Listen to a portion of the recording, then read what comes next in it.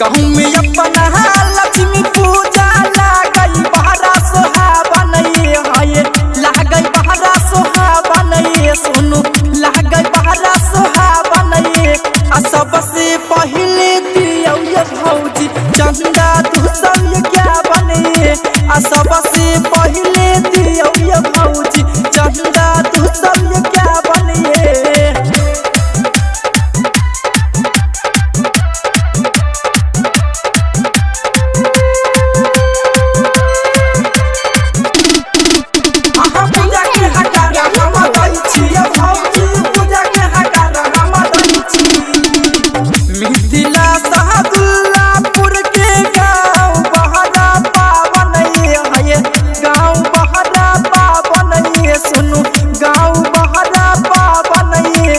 सबसे पहले दियो ये भौजी चंदा दूसर क्या बने आ सबसे पहले दियो ये भौजी चंदा दूसर क्या बने।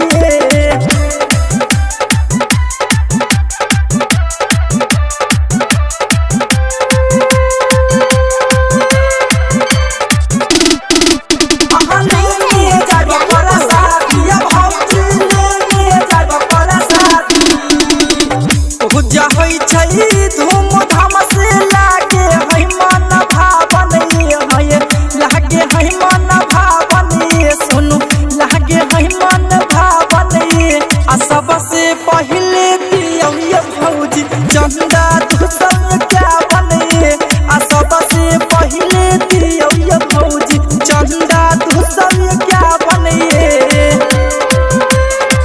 गाँव में अपना लक्ष्मी पूजा लागई बहरा सोहावन है, लागई बहरा सोहावन सोनू लागई बहरा सोहावन आ सबसे पहले दियो ये भौजी चंदा दूसर क्या बने आ सबसे पहले दियो ये भौजी चंदा दूसर क्या बने।